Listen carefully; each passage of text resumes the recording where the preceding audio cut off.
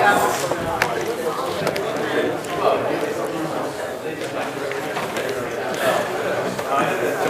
a reception at the end of the afternoon, and I'm sure that there's free beer, there's free wine, so we can have a few drinks, have a chat,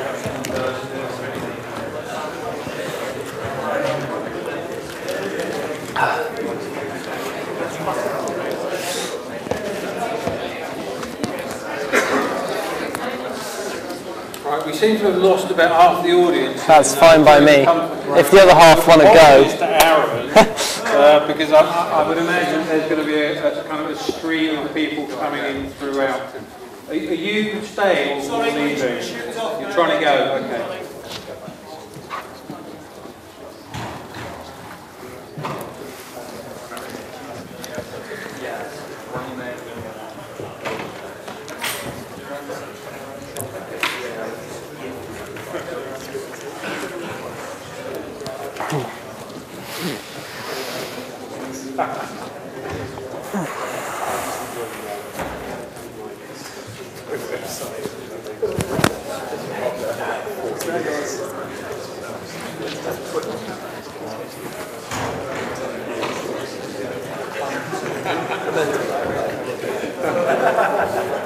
Okay, we really need to get going.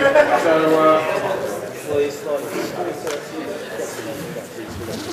I'd like to introduce Arran Langmead. Arran was here at Brains Eden a couple of years back, and he was, in fact, one of the Brains Eden winners. So, yeah, obviously a star in the making.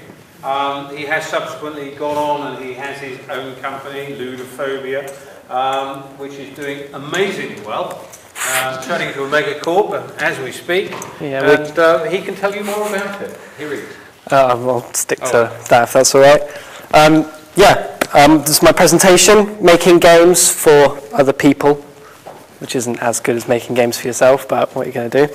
Like I said, my name's Arran Langmead. First, a little bit about myself. So, presentation, go, yeah. I am graduating this year at Southampton Solent University. Third year project, I made a game called Attack the Horde. That did okay.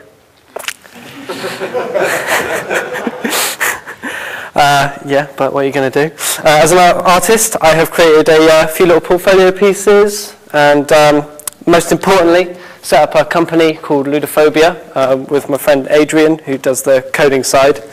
And we take a slightly different approach to a normal game design company. What we do is we market ourselves, we say we are, specialists in bespoke media design.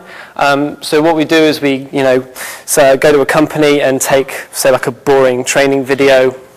Most of you people here, I think. And what we do is we make it fun through gamification, turn it into a gaming experience where they're learning those same principles, but through a game. Back to that slide. Yeah, and as you can see, the services that we offer on the right there. So, app gaming, training, education, architectural visualization, just these different things, and we take the profits that we make from these client projects, and we use them to fund our own little games, which we then release out to the public. Yeah, cool. So what I'm first going to do is explain our client, how we got my first client, and our client process, and the process of that. Sorry, and then gives you a few tips on dealing with clients. This is something that you would like to do. So our first client was Kraft Foods, or Cadbury's, which was great because we got a load of free chocolate. And yeah, so how did I meet Kraft?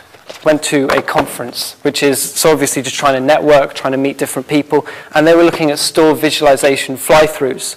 And I went up to one of them and went, why don't you try thinking about this in maybe a gaming sense? You could train your staff through a game instead of them watching a video on where they should be putting point-of-sale displays, and they could play it instead. And then they'd learn through, those important messages.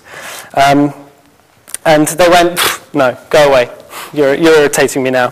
So I went away to my hotel room, got out my laptop, opened up UDK, and I built them a visualization store, which they could run around in, see what they thought. And I brought it down to them the next day, showed it to them, and 3 weeks later, I was working on a game with them, paid. So that worked out pretty well.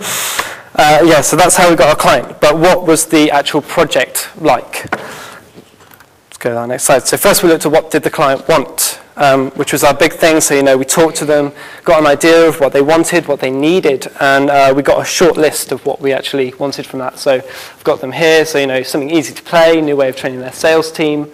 Naturally, sales teams are really competitive people because obviously the work that they do is quite competitive naturally. So creating games where you have like a high score thing works really well for them because they want to beat each other at it straight away, and they don't even realise that they're learning where they should be putting these point of sale displays. So yeah, once we got our list down, we developed a prototype, which is that. That's what I actually gave them, still with the blue and white squares in UDK. But they didn't know that, so that was fine. Yeah, and they could run around it, try it out, see the basic gameplay mechanics, so that they're getting something which is tailored exactly for them, so that they can see it perfectly. Okay, so then we go. In some other cases, we would develop multiple prototypes, develop multiple ideas with them, in case they were kind of a bit, unsure on how they wanted to do it, unsure on, kind of what they wanted to teach in the first place. So, developing a few little ideas really quickly, with a very fast turnover, which might make, a 48-hour gaming festival quite useful, because if you can make a game in 48 hours, you can make a prototype in 48 hours, and you can show that to them in 2 days' time, and suddenly they've got something that is, tailored specifically for what they want.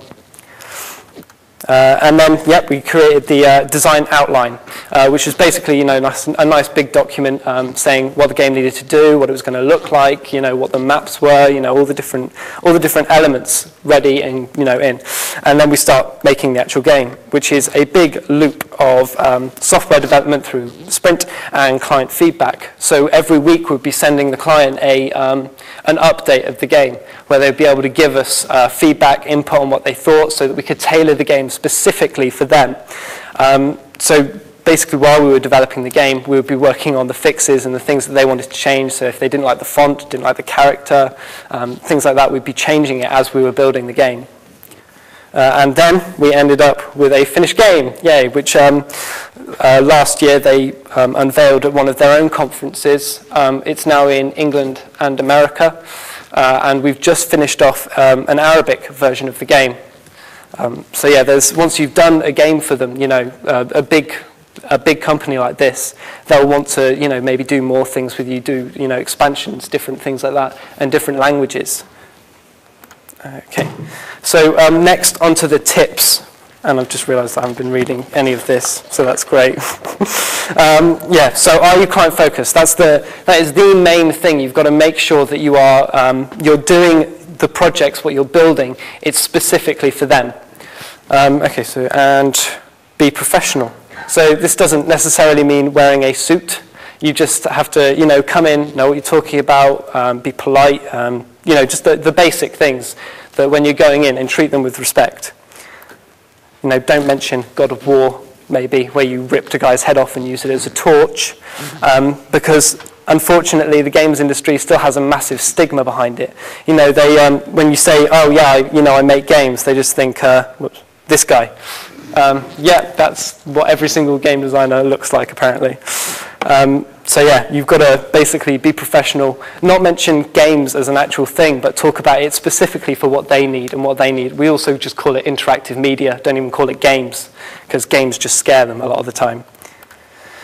Don't use jargon, at all when you're talking to them. We learned that the hard way, so we'd be saying, oh yeah, we'll just, slap a few normal maps on there, that'll be fine. They'll be like, what the hell's a normal map?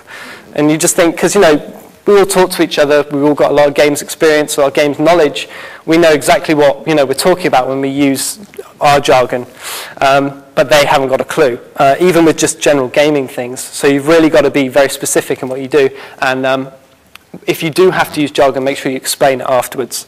And hopefully, if you're lucky, they won't use any of their jargon. Yeah, and also if you're really lucky, like we were, you'll have someone who's who's worked with creative people before, so who understands that we're a bit crazy, and things like that. So next, keep it simple. This is one of the things that we learned, and again the hard way. When we did our game for Craft, we used WSD to move, which is makes sense, right? But when they tried to move around, they couldn't get it because they instantly went for the arrow keys. So yeah, you've got to because they're just thinking logically. They're thinking, okay, I want to move my character left, so I'll use the thing that looks left. So I'll click that one, not A, which is just something that we've been programmed to use. So keep it simple, and you make sure you remember that you're developing for people who might not play games regularly. That really irritates me. It's easy, isn't it? You just push a button and you get like a game, because you've still got this massive just stigma of people thinking that game design and game development is just an extension of gameplay. When you say, "Oh yeah, I'm a games developer," they just instantly think playing, Call of Duty or whatever, and then 2 years down the line you come out with a game for some reason. Like they don't see the worth in it, or they don't see the value, or why you're even charging so much in the first place to develop this for them. And you've got to show them and give them a reason why they should be doing it. And our best way for doing that was to just make them a prototype. Whoops, that's a dog. So yeah, develop and prototype. Because like I was saying earlier with Craft, I was telling them, explaining to them, pouring all the love that I have for game design into going, you should be doing this, it's fun, it's great, and people still learn, and they're just doing the dog, that's great. Yeah. So, you make them a prototype, and they instantly can see something that is tailored for them. And they don't see the game, like kind of the gamer side of it anymore. They don't see, Halo or Gears of War. They just see what is actually, it's there for them. And lastly, know what you're talking about. Every single person here has, I'm going to guess, a lot more knowledge than me about general gameplay, gaming, and game development. But what you need to know is, if you're developing for a client, is stuff that's specific for them. And I'm going to give you a few places which I go to for information. The first one, and the best one, yeah, don't be that, is extra credits. These guys know what they're talking about. They're all, industry pros in various aspects, especially James, who's the small animated character on the right. And they basically make a video every week, which is very concise, very informative on various topics within game design. The next one is Mark Zuckerman, I think his name is. Yeah, Gabe Zuckerman, sorry. Got his name wrong. He'd hate me if he was here. And he did a TED Talk recently, which was basically on education and training in games. And he had a huge amount of information on that. So if you watch his video, I think they're on YouTube, and just watch through them and get as much information as you can. He's got some information on Nanth Pai's work on schools, which was done over in America, where a guy basically went into a school and he replaced the entire curriculum with DS games. And like the results were like amazing, what actually happened from that. And lastly, Snack Strong Productions. I'm sure if you've got Xbox 360, you've played one of their free games. They're a company that came from Doritos. And basically, if you look around the internet, they actually have their correlation of sales increases in respect to into their game releases. So you can see how much more Doritos were bought as soon as their games were released.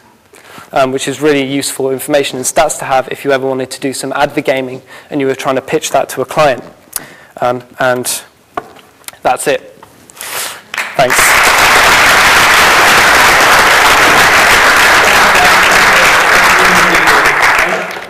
Arran is really talking about gamification of everything. It's this basic idea that in the future everything is going to be digital, everything has to have some sort of interactive component, everything is going to be a game, which is quite an interesting idea.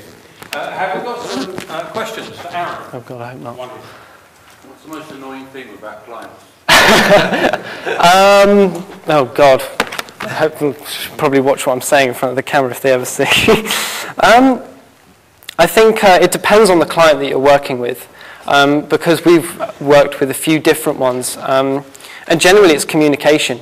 If they can communicate with you what they want, how they want it, then it's fine. But as soon as they're ignoring what you're saying, so you're sending them updates and then they don't send anything back, and then, when you finish development, they go, oh, why can't we have done this? And we're just like, well, we've been doing this for the last 3 months. Why haven't you said something back then? I think that's probably one of the most irritating things. We had one project recently which literally the guy said, can we stop partway through, can we stop about 3 hours into development for it? And we said, okay, we'll put it on hold, that's fine. And he came back to us about a week later saying, so how's it going? He didn't even bother telling us that he wanted us to start back on the project again. So it's definitely communication. Okay, thanks. Another question just here? I didn't catch all of it, so I didn't know if you looked into it in your slides, but I got a gist from you that you were looking at new technologies and the future is all going to be digital. Have you got any thoughts on augmented reality?